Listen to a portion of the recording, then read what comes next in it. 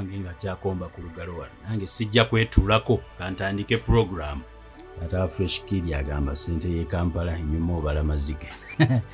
owai yenze kankaka Peter owa TM9 television tujiberako ne munango Joseph Tamale Mirundi senior njagala okubategeezaako sikyakolera ku TV onsanga ku www.tmonlinenews.com akono kajja maaso wano tuli ku TM9 television njagala okubategeezaako omukutu gwaffe twagugulawo eri mwenna abaagala okuba ebirango bya bizinensi zammwe oba olina bizinensi yo jangu tukulangire ijira ku namba z'essimu ezo z'olabaawo osobola okukubako okuweereza SMS oba okutuweereza WhatsApp bw'obanga oyagala obubaka obuwandiike osobola okubuyisa bu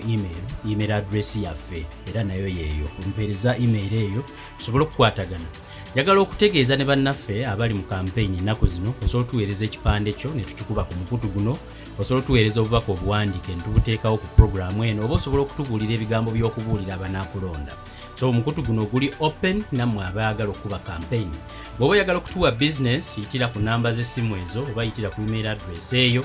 ate era bw'oba oyagala okubanga olinako kyoyogera ne program ndowooza ku intaneti kuno ffe tusinga ku kamera ez'ebbeeyi wendowooza tusobola n'okukolera ekirango kyo commercial okushutingira akalango ka business so tweyunire ng'oyita ku namba z'essimu ezo kubiriza mwenna ab'ebyobufuzi nti ate bwe tuba tugenda mu kaluwa n'omuwendo twagusalidde ddala musobole okubanga muyita ku TMO online television sijja kubalwisa mutabani wa Mole n'amatovu mirundi agize bw'ati ne bw'ati kanzigulewo mangu ddala tutandike programu yaffe ey'olunaku olwaleero mutabani wa Mole n'amatovu mirundi ndowooza musanyufu simanyi lwaki nze abantu babuuza kali akantu kuwatulaga luli ekataala ka sola ak'okuwa abaana baagala kutegeera project yetuuseewa plan yako se gundi weebuli ndowooza kye twagala okusaba mu president bagala muwandiikira tuwe tax clearance bakutugireko omusolo gubeere chipu eri mu bantu mpulira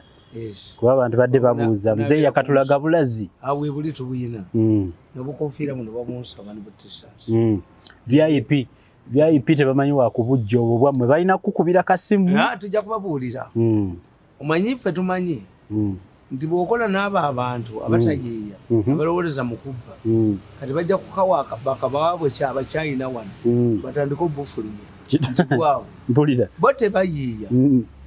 obujozi bwe balina mu mitwe bo tebayiiya n'akatono kokka babba kya muntu ne bagenda mu revenue nekublokinga neraga luddawa ne bakola kyova olaba nti ekiribeera wano tujja kusinga genocide y'e Rwanda we shall be worse than Rwanda genocide telling you kubanga bw'osibisa omuntu n'otwala omulimu gwo sente n'ozibbawo n'okola otya ate nga gye tulaga ekintu kitandise okweyoleka mpulira mugenda kulya mu katambi muno mwendo oyo banvuma gandi banvuma is mad is iki naye bwe bakimukoze mugenda muwulya mwenda ng'ayogera yayiiya yakola pepa ye n'agitwala ewa pulezidenti n'agibawa ne bategeera nti sente ng'obujozi bwabwe bwe buli abalina buli kantu konna abalina amadoola n'amadoola n'ako baakabba ne mwenda bamubba kyovula bamuwagira ababiri ddala abamalewo naye nti yeetagira kati ate bamwegayiridde ne bamuwa sente n'akomawo nze sikomawo eyo si tayipu ya bamukuba enyondo mu mutwe nze tonkola kintu n'okomawo ate abamwegayirira yabazeeyo nga mbalaba batagala bagenda waliwo gwejja okulaba nga adduka asigalidde kudduka wano ajja gende mu nyonyi ya migugu bamuli kubi kasola bakabasinga bamukubi ekibu kabasi ajja kuwaabirwa okuteeka ngawo kalantini ataliiyo yes waliwo ajja okuwaabirwa okutwalanga ennuuni atubulire gye yagijja cases ojja kumulaba nga ataddeyo ne galubindizi kakati nze sikyukako tewakyali gwe basobola kutta wano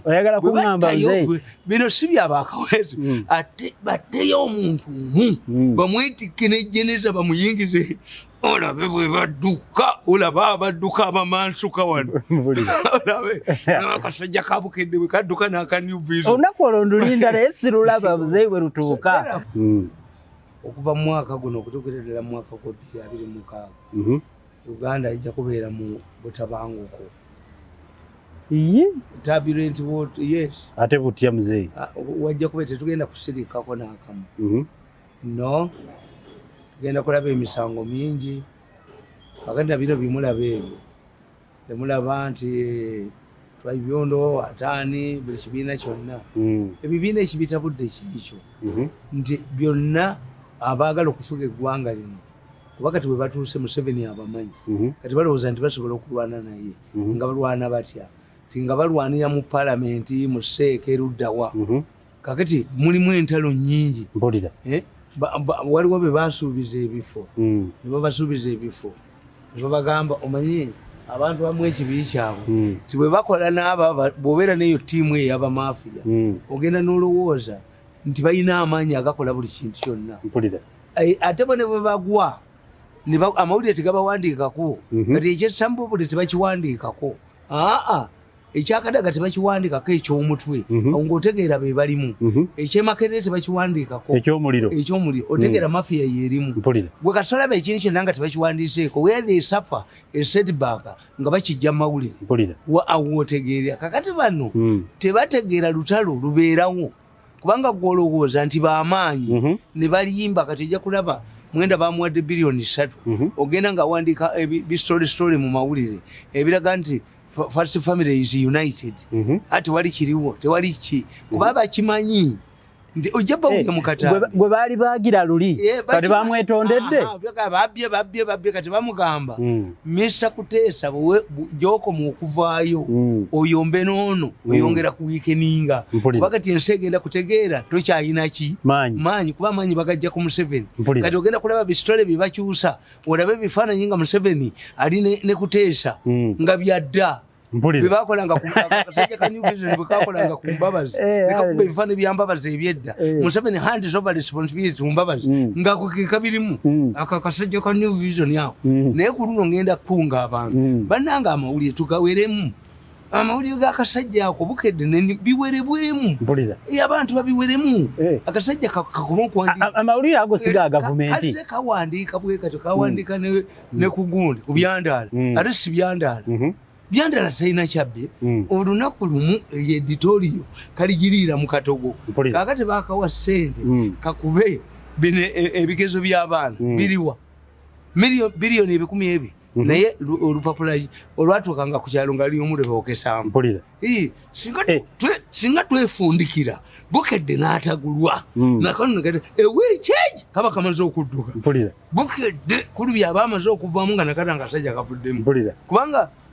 bo kakati ejabbalaba nga bakuba birala kasita sitole yaabwe ekikutegeeza ti amawulire ga Uganda gonna galina kontremu ekintu kiva mu saturation omulundi ki ate kyebakubye tekivaamu kakati mugerako okuva lwaki njogera bwendi nti bano bakugambye nti abakazi bakyuse emyaka amanya gaabwe bagatereeze toyina wokikolera kati lwaki etteeka likugamba gende wa commissioner for horse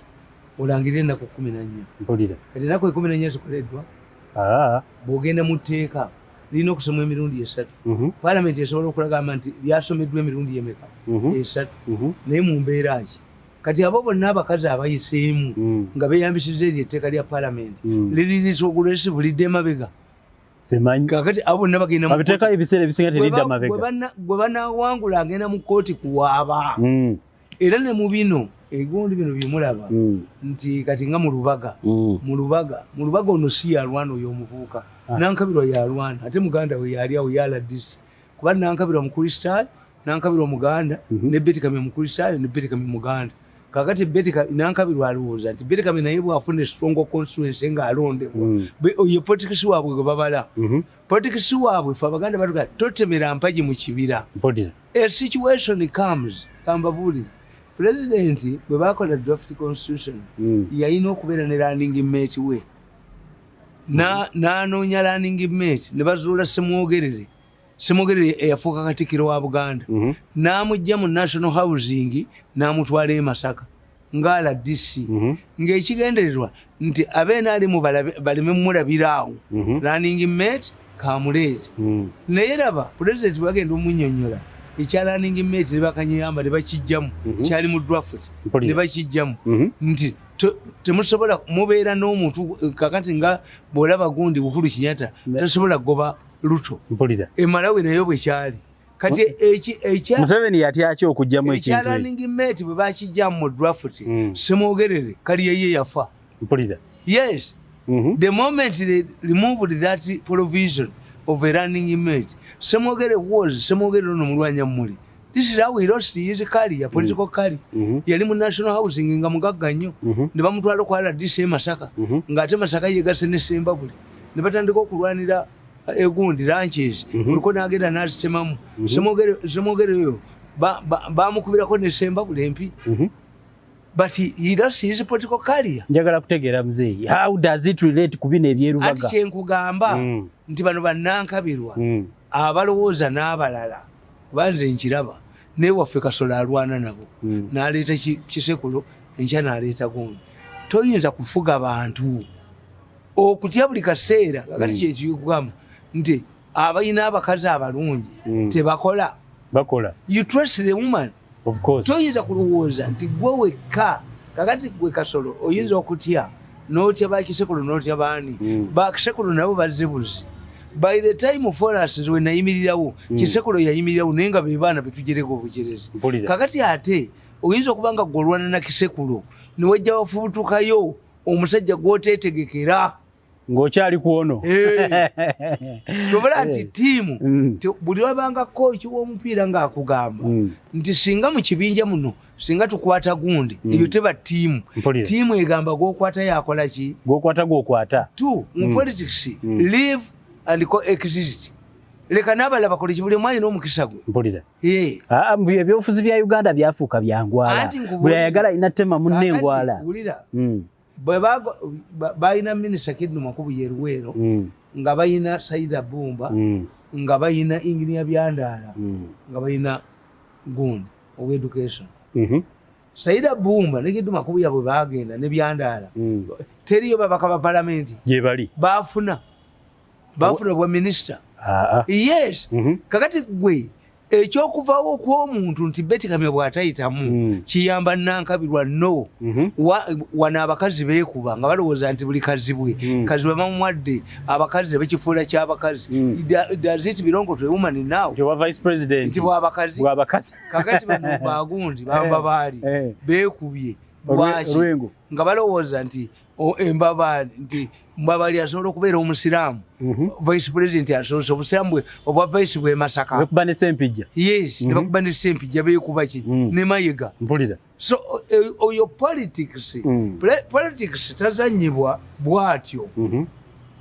Politics is unpredictable. A situation arises kakati kankubuule abaatuula ne bangoba ku NBS baali bamanyi nti ate nja kuba muwa powerful. Tebasobola kubanga ekyo bakigoba. Yes. Baali bamanyi oddaka.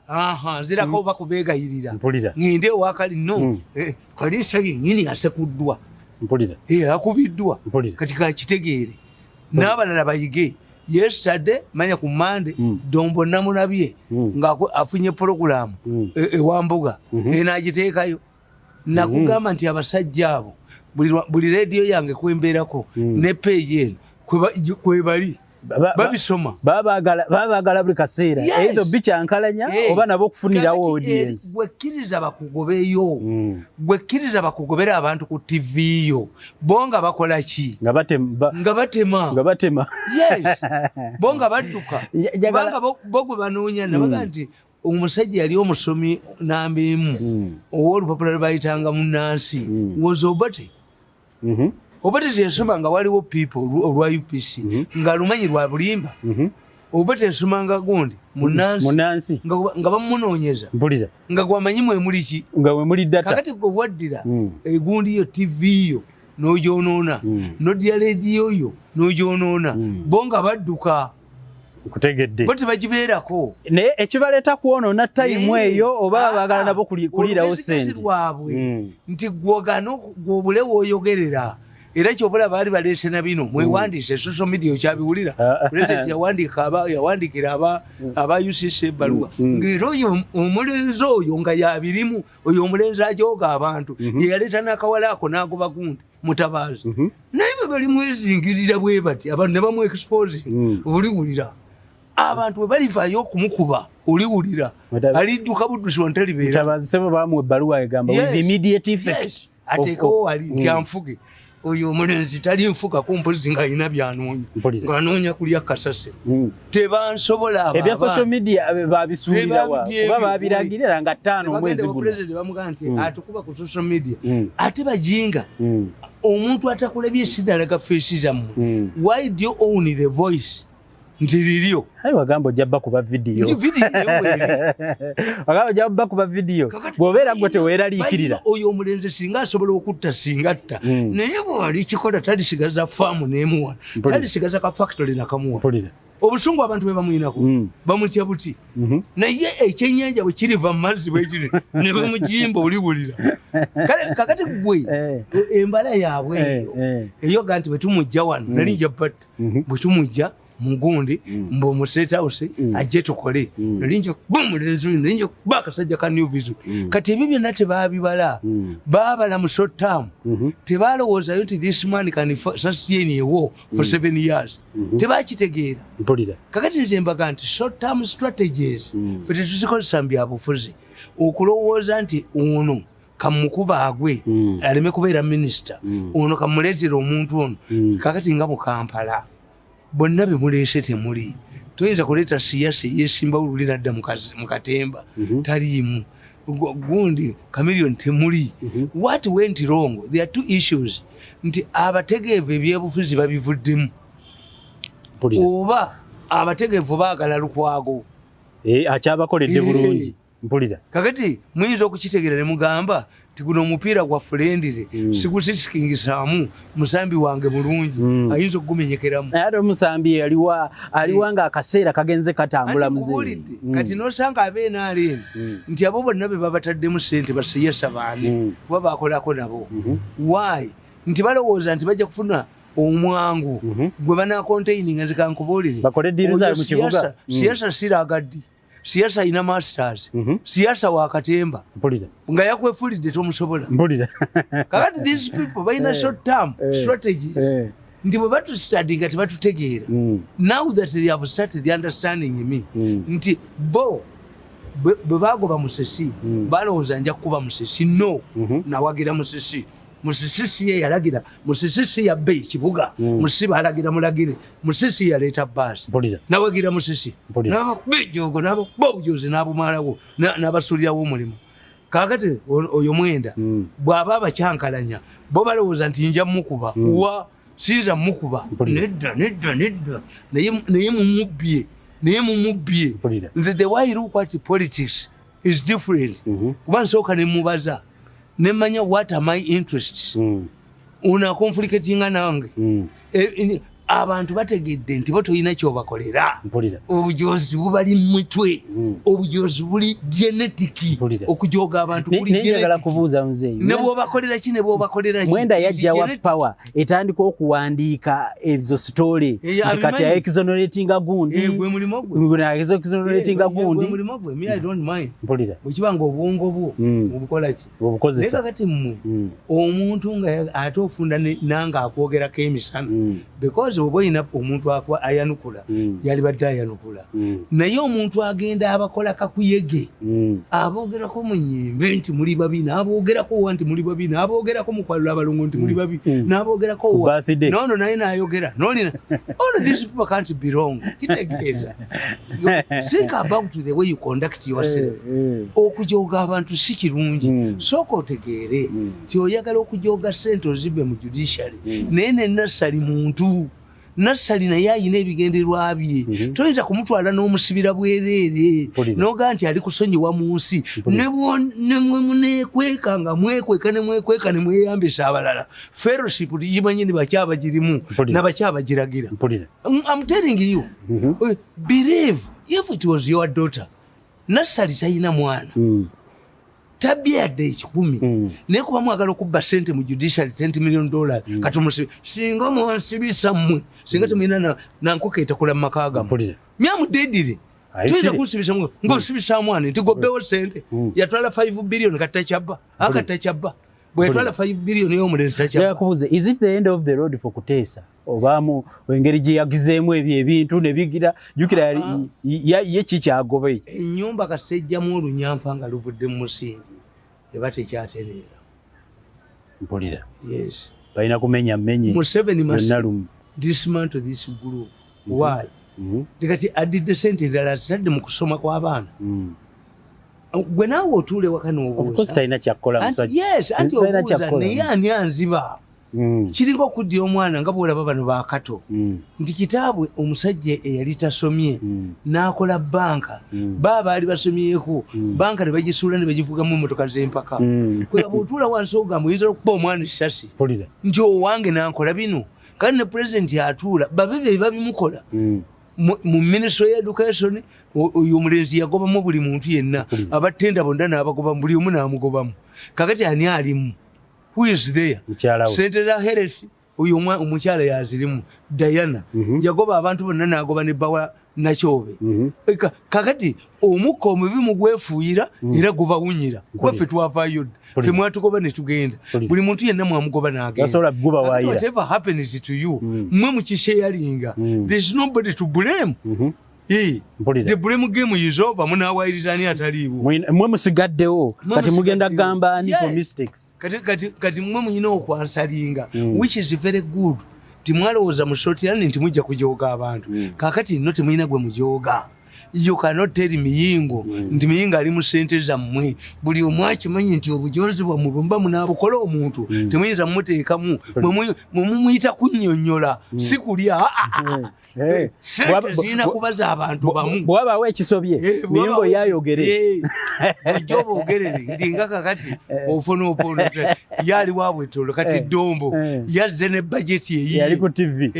yagenda buli wamu yagula kakati gundi ate gundi bwenaggwako akalulu olwo ngadduka ddayo n'omudidi gwe ate ofonu ng'akomawo aboogerera nze sikisobola era kano akalulu sijja bwe naaba nga pulezidenti agambye mukolere the money must be on my account tewali oyo omulenzi mumanyi nnyo obujozi bwe buli wamu yeeteekawo yeekweka bwati neyeekweka bwati neyeekweka era sente najja nazisomolawo mwembwa ne mukolera bwere tibayinza kundabako anti eno taamu yeesembayo this year this is going to be a turbulent year a politically turbulent year period kati eno lire akatiba katuusa kati this is going to be the last lap of Museveni. Tolowooza nti ensonga lwaki beekuba ani ankwata akati nga Museveni akatadde zasigala kubo abantu bonna babajooga ffenna ne batujooga ne tugenda buli omu ne basigazawo basycophants baabwe kakati kyova olaba nti ne gwe bapaledinga okuteeka mu constituency tebamulaba waliwo ekiseera mu UPC nga chairman wa UPC mu kitundu tebaba baganda mu Buganda wano nga tebalina money power yes waliwo ekitundu ekiseera ekituuka nga temulina money power nga all of the people kugamba to associate with them nga bakoga nga wafunye nga nogenda baga nti mu ministry of education mulimu tenda buli muntu alina amagezi agigaana baga nti oyo omulenzi era jjajjayo otusite tulina kalwana naye oba ne mugundi yaabwe mweyo meeting yaabwe mu fellowship era bamwogerako nti bamutya sa ne professor namuyita sa ne chairman sa honorable kati kitegeeza abo be mujja okusigaza naye ng'ate nabo bati kakati chairman waabwe chairman omuli anga ayogera is a candidate is an NRM sponsored candidate naye ayinza okwogera nti yenze mu kalulu tasobola tumwogere nti yeye kakati bwekibanga omukazi akwanjula ogenze abadde wano yewe wange nga tasobola kutuula naawe mu bantu kati oyo akuyamba ki golooza ekyagaana eddiini okuga nti obusamiza eddiini kyali ki ekyagaana okuga nti obusamiza eddiini tebulina mikolo gibatiza tebulina mikolo gyagatta togenda mu kyaki nti owaawa naate wagenda musaba yagala liye Masaka baleme mukola ki kakati abasamize kasita baalemwa okuleeta eddiini yaabwe ku mwanjo eggana baba bagenda okusoma ku mukolo e Ghana omusamize yasooka okusoma omusamize akulira abasamize e Ghana yes omukolo nga ggwanga ogw'eggwanga omusamize akulira abasamize b'e Ghana yasooka okusoma yes ne kakati bwetunulanga department gye nalimu ne badereeva n'abakubanga ebifaananyi bonna bagenda baboogerera bubi bonna bagenda baboogerera bubi buli abamu bali mu Exile bagenda Katoya agenda Canada chifu photographer naye abaliko erijali kakati mmwe what type of image are you going to remain with what type of image all of these people liars tekisoboka kubanga buli avaayo n'ayogera kibi nalaba omukyala ajjo wamugenda bamugoba bamuli bubi kubanga waliyo sente foreign component eyazze waliwo omwami bamuyita Lutwama bamuli bubi kuba balemesezza okubba sente z'amasanyalaze when all of these people go back home they tell their children they tell their wives they tell their relatives what is really happening mutudde kuki ekintu ekyo mutuula nti mutudde ku kyupa ejja kwabika kubanga you can control the media nemu mulowooza nti omuntu gwe batabise ku radio tebamuziika abantu bamutegeera yes nti omulambo birali bamuziika ekitegeeza even if you control the newspapers the newspapers can, even if they write negatively about you omuntu atuuka eka ne bamubuuza mukazi wakubuuza naye sente ze bakugamba okubba zo wazibba nga tabbangako n'atunda n'ebibye naye ebikolimo ebyo ddala muli balokole nti kyenneewuunya ebikolimo by'abantu bino mumulowooza nti bijja kugenderawo bwe bityo tekiina ensonga bo batekiina ensonga tebagala kumanya bali ku bikolimo bya nkoko manyi nti ebintu ebyo oyinza okusanga nti abasajja abo abakwata power nga ba Dos Santos baami ne bakwata power ne batigumya first family oyinza okusanga bajja n'embiibi nga they were mistreated at one time kakati gwe n'otategeera nti ky'omukoze kimulumye oba oli awo nga gwe wamwerabira dda tokyajjukira tekiina ensonga ogenda kulaba gwe wakola ekintu tekiina ensonga ali ku pawa tokyamugjaku yes ogenda n'olaba abantu bangi omuntu naga nti yakulira ku step maamu we naye nga wano wonna akulaga munyumya bulungi n'akubuulira bwe mubeeka awo yatukuza bulungi but when you talk byabuulira mukazi we era oyinza gwe oyinza okubanga gwe oyina gye wakulira naye ogenda okulaba omukazi nga takubuuza bulungi why this man tells his wife the real story yes nti ssebo moyi abakikuyu baatigomya moyi abakikuyu ne bamukwira n'oluyiku road block moyi yayina n'omukazi omukazi we Lilian omusajja bamuyita Kisunguli omukikuyu n'amumubbako n'amuwasa nga moyi tewali amutwala vice president naye moyi kyeyakola abakikuyu ng'akutte power bakitegeera ati one time bayinamu omukikuyu tokimanyi kati muzeeyi nti kyewava bastruggolinga bo ekintu bakyekwatiremu bo bennyini ati tosobola kubanga kakati bagudde olutalo ku Museveni nti if Museveni can sponsor a candidate against you omwana wo n'omulemezaamu yes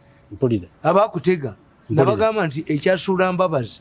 eki President Museveni yakwata mukyala we n'amuteeka mu Prime Minister's office Mbabazi teyategeera nti eyo yali testing gundi I have a letter Museveni wrote to Mbabazi directing him to stop harassing his wife. One day read it for you. I have it. Kubanga ye Mbabazi teyategeera. Teyategeera nti gwe bamuteze wakumucekinga ayinza bayisa atya. My wife, when I'm still in the power, what will happen if I leave power? Kati Mbabazi kyamulema okutegeera. Mbabazi kyamulema okukola ki? Okutegeera. Nti omusajja ayinza okubanga ayagala kuwasa mpeta. Yeki n'aleeta abaana be yazaala ewalala. N'abaleeta kakati what does it mean abaana be yazaala ewala bw'abaleeta kitegeeza akutestinga before you get empeta ye bw'agikuwa onaasobola tobayise bubi mpulira yes kutegeera njagala kutegeera muzeeyi ku nsonga za mutabani wo yawangudde omusango banamuwaka sente anti the argument tewabera yapiiru bana amagezi ge baali basala bakitukolako era olunaku lumu era badizisasula badde ekikampuni ekitali ya lukone ne kibba wano millions za $10 gurupu yemu ya fellowship yemu ya fellowship bwe bali bakwata obukwasi wano kwatako omuntu omuzemba buulira ate tebawulira bo balowooza mbu bwe beekweka aya bajja kukwata abasajja bana wadde tolina kapapula kewawandiikayo wadde ki abasajja bababuuze abantu bana bonna bakwogera lwaki teboogera muwoozi bakiboogera gwe lwaki erinnya lyo lirabikidde ku bantu bana evidence how come that all of the way identification parade sometimes tekola naye abantu bana tebayinzaga nti nga muli bawaka omubbi n'abalumba ne mujja mu identification parade abaana omuntu yenna oba obadde ofaana n'omubbi bw'oyinza otuwona ekitegeza abantu bonna tebayinza kujja naye bino bya gavumenti ababbi abantu babamanyi bagamba national security fund bw'oba yagala okuwa abasinga y'ekizimbe ekyo ne babatiisa naye abaazirya bakyaliwo abaazirya bakyali balamu abaazirya batandise okutagala okuva ku loole abaalya sente ezo loole etandise baasi batandise okugiwandagalamu bo bayinza okuwandagala omusango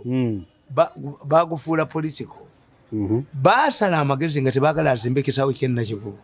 namugamba nti bano nga bwe mbamanyi tebayinza kujja kulaba bizimbe byo byozimbyewo ne batafuna ddugge kubanga bo bokka be balina okubeera ne ssente ne mbakwata nga boogera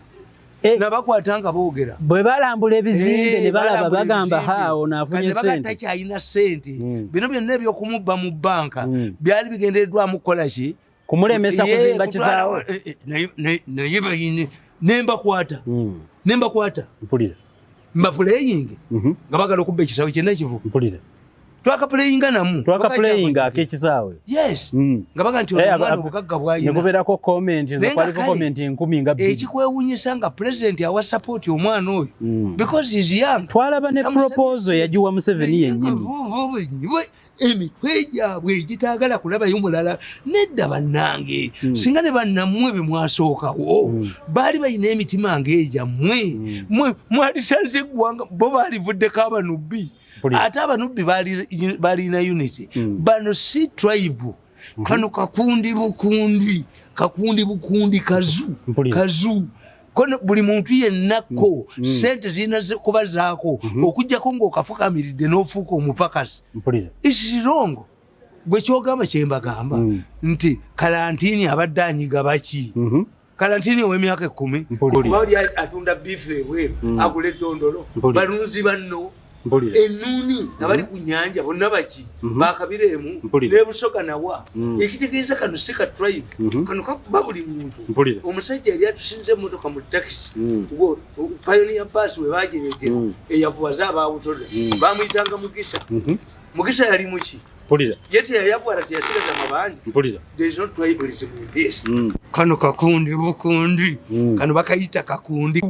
naye tekalina gundi kakati oyo omwana baali bamuzannya argument yaabwe yali egamba nabo nabakwata nga balagirwa nakwata looyo nga alagira omulamuzi kendi mukuba aliyita mu ttaka oyo yali alagira omulamuzi kendi mukuba mu katambi aliyita mu ttaka kakati baali baagala omusajja agaye nti banzibye biliyoni za 1.5 kakati bano nga bazijja ku akawunti ye bano nga baga nti nedda tusooke tukwate ebizimbe bye kubanga omusango bwe gumusinga ayinza omwana naga no sente ziri ku akawunti zisinga zembabanja I can do without you nga akateeka kano bakaleeta era nga akasajja ka New Vision kakuba mbwe ebizimbe bye babitwala nenvaayo akanabo kano okalaba olowooza nkawandiise leero nenvayo okunnyonnyola nti ebizimbe by'omwana biri safe hamu kigundu scare the real truth kano hikamwera to counter these people why baali baagala okutiisa abantu abali omanyi bakola bwe bati naye bwe balitegeera omuvubuka wa New Vision oyo omanyi bwe bazanya is like this bw'oba wasinga ekizimbe mu banka oba arcade omuvuka wa New Vision yoyo nga bwakola bulijjo n'awandika mu mawulire ge ti okusinza ku City Council the following arcades are going to be demolished gwe temukitegeera bank ekerirawo kusaba sente zaayo why if the mortgage you gave to the bank you mortgage it to the bank any asset you mortgage it to the bank is threatened its future is uncertain the bank has the right to recollect its money even before maturity mumubira babulabi nga akasajja ako kakubye mu mawulire gaako the following arcades are going to be demolished olabako gye ba demolitions one abapangisa bagiddukamu you don't get rent two bank ekinyaga bone bakigula ddondolo you don't understand these people target yaabwe ebeera ebyo bank ekunyage abantu badduke oyavuwale akasajja ne kakuba gwolaba babikuba nebategeera lwa New Vision in absence of a Uganda Gazette olwo olupapula lukola kakati once you say mbusire kanse efulumiza musibe yakolanga sire kanse efulumiza ebizimbe ebyokuba banka ngesaba sente ebyo byonna mujja kubikomyawo abantu we baligenda ne bagamba nti bamalanga kuba mu New Vision nako bali kafundiriza ekalibeera akajulizi kali temane bakakomyawo ani yakutumanga nzembabule bakola ebintu nga bita byakuzanya we shall be here abantu tebafa in 1979 Gundi Maria Mungu yadduka wano in 1986 85 Maria Mungu yakomawo wano nagenda negindi anonye mukazi we most of these people have come back yes abantu tebagala exile abantu bagala kubeera wano if you ask singo muntu yabuuza lwakasiisi nti olibeera keruzira emyaka 20 nti oba lwakasiisi yagendako n'alambula ku musibe eruzira tikijja yalige nti ekyo nkikuba mu linnya lya Yesu yes singa gundi kuteesa ebbanga lyonna lyabadde Sembabule nga tavuganyizibwa yalowoozaako bwe yali ajja mu bantu abagaye nti mbalakidde muwala wange yalowoozaako nti ayinayo setback eyinza okuddirira muwala we bayinza omukuba mu famire yaabwe ate mujja kuvaamu omulala. Politics is unpredictable. There is nobody who is tall enough to see the future. Kakati ono omwana baali bamugamba ebyo mbo bamugejinga ebizimbe bye bwekakuba Hamo's buildings are threatened. Ennyumba ya Hamu bagenda gimenya mbo teri ku plan. Ennyumba ya Hamu esinga obulungi mu Uganda ate bagenda gitwala ate bagenda gimenya naye n'ogamba nti era ogwo omutwe olupapula lw'Olungereza n'oluwandiika bw'otyo if the house is illegal where do you get a bank which can take it as a mortgage? Abasajja bayina emitwe naye singa tebaasoma ennyumba terina kubeerawo naye banka eyagala gitwala etalina kubeerawo mwasetisize zebagenda okutwala his house is threatened by Baka Caesar ate eriyiriko gyebagenda sekansi egenda gikuba ate banka egikube ate ekikube bagikube naye abasajja bayina emitwe ng'ebyo byonna bawandiika lwakuba nti yowa people nze amawulire gawana agasinga sigula kubanga tegeera nti they are writing this which is not true. Kakati ebyo byonna ye case eyo nti omulamuzi yatunuulidde ne ba staffers abakola mu banka eyo ne bajja ne bakakasa sente ze bazibbako kubanga Kiggundu akugamba ti banka ezo teziba na sente. Kakati ngeyo banka gyabadde awaabira terina na branch wano mu kizimbe kyayo buli wogisanga eba yekukunisa banka emaze wano emyaka 5 era epangisa bupangisa gwali ogirabeko nti oba esasulira kino oba kino terina ekizimbe yagakandi terina ate president yagiwa nti buli abasasula revenue mwe bateeka there is no money there ne balyoka bakwata Bakalugira ani gufuuke political nendyoka nkwata omukubo si Kalugire abakodde boyo tabikola yo muntu mulamu ne mukwata nkalagira omulamuzi kendi mukuba bwenti aliyita mu ttaka kendi mukuba nga alagira abalamuzi kubana emisango emirala badde agisinga lwakulagira abalamuzi aliyita mu ttaka yena alagira ng'ayagala ayina ekyeyankolera eddako longega ayina ekyeyankolera sijja kumukuba tonaba kati omanyiza okukuba omuntu mala kujjukira history ne circumstance naye byakola bimukubya kati byakola ayina okukubwa encourage this young man abammwe bennyini atebe mukuba ne mugulumiza abachina ne mugulumiza ki singa nze sirabanga mafia neggulu nakyogedde sirabanga mafia eringa ya Uganda teri makanika abba byuma mu motoka gyagenda kuvuga makanika abba byuma mu motoka yamanyi nti ogenda jino muzimbi abba siminti owuwe omuzimbi abba siminti mu balala yenywere naye bano ate bo babbaate wano bazimbe Rwanda ne babba wano tolaba akapakistani bwe yakagamba nti you got my estate in Nairobi kati bajja bikwatirayo ojja kuba tokyasobola nakudduka n'abaana tebali bitwala wabeerewo gavumenti ebisaba ukamba bulire Nasuru yagende Kenya nga ine milioni za Kenya 8 mu 79 milioni za Kenya 8 zali mpitirivu nnyo asike Nasuru did the Kenyan government surrender that money? It was given to West government. Ojja kulaba asset sezo nga baziyodde nga toyina ko ina Nairobi toyina ko inayo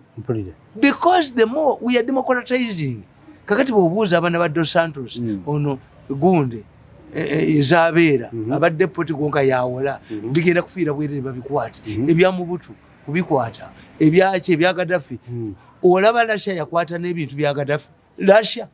Moscow ne Moscow nekwata ebintu bya Gaddafi byali azimbye gonde if he had escaped to Moscow bamumugenda ne babalimba nti kyali baddeyo nga mwavu these countries they have what they call big power politics nti oyo mumpe mulye n'amawanga bagasacrificinga ne baga nti gwe kikube yensi kikube nga nze ntunula ngenda kondeminga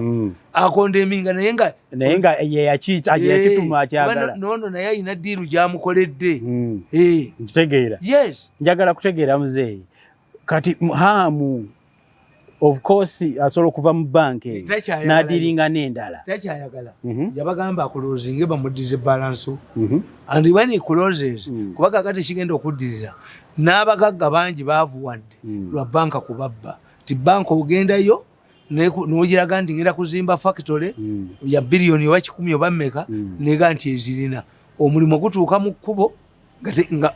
tesobola ku financing they don't have money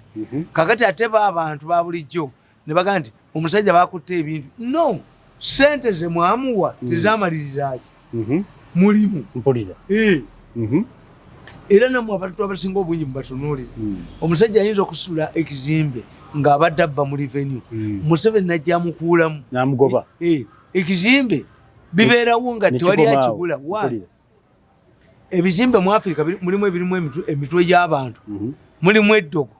ekyokubiri nyinza okubanga fashion gyenjagala kati in many cases abantu abasinga obungi tebaagala gula nyumba mubadde bantu oba ya banka kubanga banka nyumba ya banka nona lutegeera te nyumba ye bagenda gitwala aloga yes so kakati ebintu ebistolinga njagala kumanya muzeeyi anabankinga ne banka endala anakola eyiye nti gundi yalemu okusasula loan Sembule ne baleeta aba PTA bank ne bamuwamba n'abagobamu n'awaaba kitegeeza tolinaamu nti bwobba bank emu in this case si bank sono yabadde bank ate bank ebadde bakasitoma waayo yes the money ate nze yaŋŋamba taata nkubuulire tewali ku mirimu gyenjagala okukola tewali na banka wano sam nti ayina ne sente ezisinga some of the banks here they have abagagga basinga obungi okwefinansinga kubanga banka za wano obusente butono basubira mu bantu anti tosobola zeterekera mu nju era olina trustinga ayina international businesses of course Hamu in international businesses you can transact business good well yes asobola okukola businesses well so it is oyo mwana abayambi is a lawyer musuubuzi olaba balagira ekitabo kiba kiteeka ku syllabus tebakiteekako waayi ate ko mugenda okulwanyisa mpulira ekitabo kye yawandiika nakyo bamugano kiteekako tumanyi oba tuliwona egguluupu eno situmanyi oba tuliwona guruupu eno kuba buli kimu nekuba amasanyalaze nekuba amazzi nekuba umeme neteekayo gundi transformers enfu neddira emiti gy'amasanyalaze egiribwa enkuyege what type of mafia is this? Tutandise okulowooza nti Museveni yagiremezaawo bano bamukuba amasanyalaze ne bamubba ne bamutomeza Namukuba bumya naitiro ne bamutomeza. Kubanga bakwata aba intelligence bonna. Omuntu anunudde Museveni is me.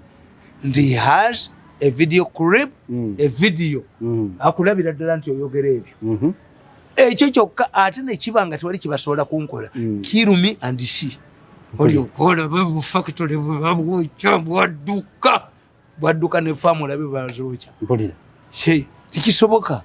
Kakati it is up to Museveni. Ffe tukoze omulimu gwaffe. Public tugibuulidde ku social media. Tewakyaliwo tweguya wonna. Titweguya TV yonna. Wegenda ogijjeko. In fact, I can concentrate on this. Kubanga I decided the time. Siina kyengamba nti kino. Nzijja sono na mafuta gange. You can come at my home. We do it and we finish. Yes. So twagala okumaliriza nga tuyozayoza mwana wange Kiggondo yavayo n'amira ensanafu naga nti banka ajja kugiwaabira. Statement gye yakola nga atandika omusango yansanyula yagamba nti njagala banka zino ne bwe zibanga nze zimpisizza bubi nyambeko bannanga abalabe babbirayo. We need a law. I see. He's proposing a law to govern banks. Kubanga we shall get ekiganye wano strong banks bubbibwa wano. Nti bali abasajja bano ababbi ba mafia fellowship gye batamanyi. Abasajja mu Europe sente basikiriza aba Queen. Sente bazikoze bukozi ba Bill Gates. Teri sente za corruption. Kakati bo omusajja Bill Gates ajja n'abuuza nti genda obuuze mu Uganda. Obuuze omusajja gwe bayita Mirundi. If I want to invest $10 million in East Africa, nsi ki mwenziteeka ng'oli akukolera nti Rwanda lwakuba tekyusanga mukulembeze naye eri stable teri bubbi ebintu byayo byanguwa ng'akuleetera Tanzania politically is stable ekyusiza